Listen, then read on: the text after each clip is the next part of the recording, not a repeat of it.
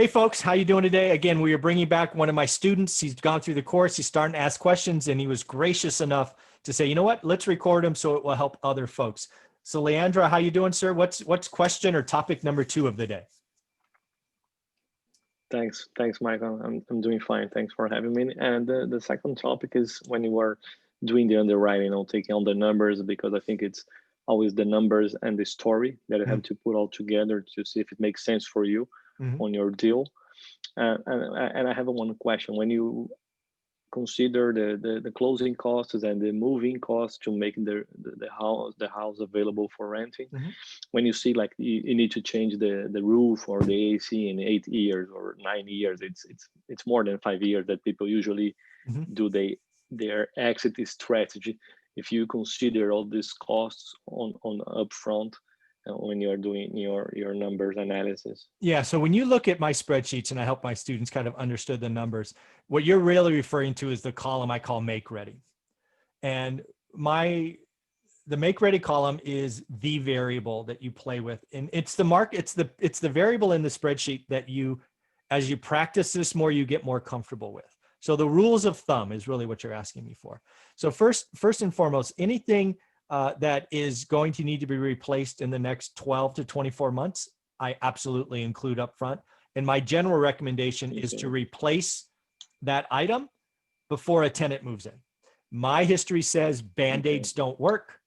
Band-Aids are slow bleeds, and Band-Aids just have a funny feeling of breaking at the worst times, which it just makes it more expensive. So if you run into a house and you see the roof is literally, it's multiple layers, and it's, the rainy season is coming, and it might last one more year, put it in, replace it up front, because Murphy's Law comes and it breaks. But if you look at a roof and it's 8 to 10 years out, right, it's got half its life left, I would not include those numbers. 8 to 10 years is enough to be variable. It could be 5, it could be 12. What you'll do in those examples, and roof is the best example because roofs do go bad, but they have they have a long life. I would just include in your capital expense, so one of the columns on the far right, and an extra $50 a month is just that additive cost. So you're just reserving for future capital expenditures. So again, my rule of thumb in general is if it's 1 or 2 years or less, include it in make ready, because you want to do a comparison between turnkey, meaning zero make ready, and buying a fixer. And if you get too long in the tooth, you'll always buy turnkey because a fixer will never make sense, right? So you've got to be really careful. Either use 1 or use 2 years. It's typically roof, mechanicals, AC, heater. It could be windows, could be exterior paint. There's only a few things where you'll have to think about that, but roof is the big example. Yeah. No, I agree. And it's also interesting because when you are doing your market analysis, you see all the price per square feet, and you put the what is the rating of the home. It's A, B, or C. And I believe that we also need to think in the future. So what is the exit strategy? I'm going to sell in 5 years, 8 years. And if you have any deferred maintenance, like, okay, I will not put the roof cost right now, but for sure, when you are selling a home and the people that is the buyer going to ask you, no, but the roof need to change right now. So they're going to put on the price. So if you don't pay them right now, maybe in the future, you're going to pay this cost. Yeah, so no question. Yeah, you brought up 2 things. You brought up 2 things there, Leandro, that are important. First, the exit strategy. Absolutely. Right. Are you buying this as a buy and hold forever? That's one answer. But yeah, if you're buying, like something I'm actively doing, and you probably heard me say this, I'm actively trying to buy single family homes now because I do plan an exit, i.e. 1031 exchange, in 3 to 5 years. I think single family homes are going to be the best investment for the next 3 to 5 years, which means cash flow, appreciation, and cheap debt. So I'm going to do exactly what we did in 05, 06 is we're going to buy houses. We're going to let them appreciate, and then I'm going to sell, and I'm going to go buy some multifamily that's going to be distressed. So yeah, if that's your plan, kind of having that strategy is important. But also remember on your exit strategy, there's lots of ways you can get around. You can do credits, you can, sell or finance. I mean, Yeah, the exit strategy is important, but I think if you throw in a $12,000 roof that's, cost and make ready now when you've got 8 years left, I think that's going to artificially hurt your numbers and it might make you Yeah, buy worse deals, I think. It makes sense? yeah. Yeah, the other No, thing it you makes sense. No, yeah, no, completely. the other thing you brought up, just so people don't get confused, is you talked about A, B, and C. So one of the things that's important in my course is to get people started. And where I saw people in the beginning get all wound up and lost is how do I budget make ready? I'm not a contractor. I've never remodeled a bathroom. I've never painted a house. How do I know these things? So one of the things I did in the very, very beginning to get people started is, you know what? Don't worry about those details yet. You'll get to those. All I want you to do is A, B, or C. A means zero make ready, means the property is perfect. You can move a tenant in now. B is, it's carpet and paint. You're not changing any of the structures. You're certainly not replacing a roof. It's literally carpet and paint. And I think I said B is like 10 grand or 8 grand or something like that. Right. Change it for your market. And then C, you're buying a fixer, right? And just have different levels.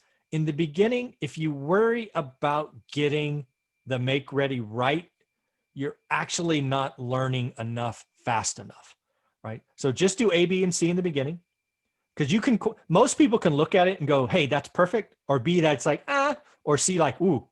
And then what you can do after you spend a month or 45 days, you'll go, okay, I need to know more about what a C is. And then I'm going to go out with a contractor and learn the numbers. So that's important for me. I don't think enough people appreciate learn your market, see what's moving, see what's going on, and then go figure out the details. Does that make sense? No, totally, totally, and that's what you said that I completely agree. It's just a matter of execution. You can read, you can watch videos, but once you are executing daily basis, you try to get your network. Property managers, insurance guys. So all Mhm. this information, it's feeding you that makes you better on your analysis. This is something that I'm trying to do right now because That's it's awesome. very sensible when you have like the cost of insurance, the cost of the property tax.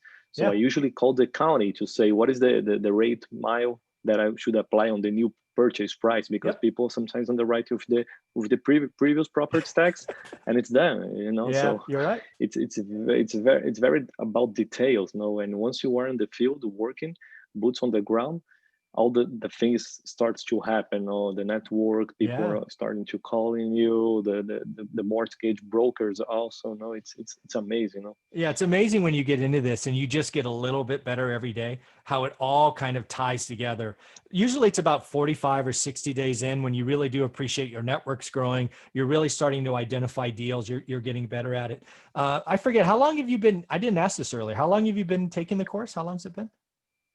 I think I started like 3 months, 4 months ago, Yeah, that would because make I sense. I, I do I do investments on mortgage notes, so I Mm. handle some notes. But I think it's a matter of trying to balance your portfolio, because the notes, it's a nice yield. I don't have any concern about the tenants toilet, Yeah, but I don't have appreciation. And right. I don't have appreciation, and I don't have depreciation also to Yeah, play with. depreciation. Yeah. So Very this is cool. something that I'm trying to get, to balance my portfolio. And it's amazing because I started to look for some zip codes. As you said, I focus on 2 or 3 zip codes that I chose Yeah. based on employment growth, population growth.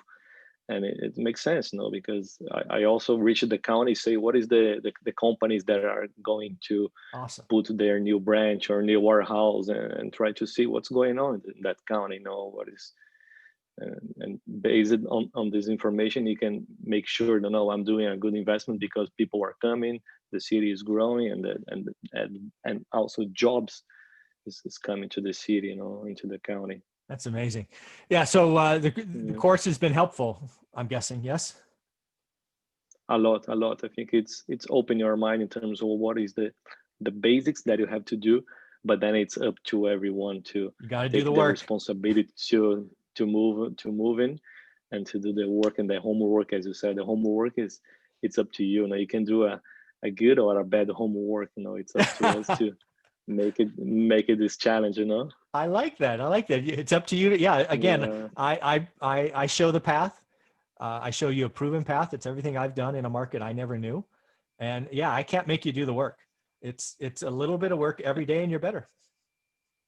Yeah. it's what I said to my son. You, I don't want to be like trust but verify. I think Yeah. it's important. And when you like trying to do with kids or on your company with employees, I trust you, but I will verify to see if everything's on track. Nice.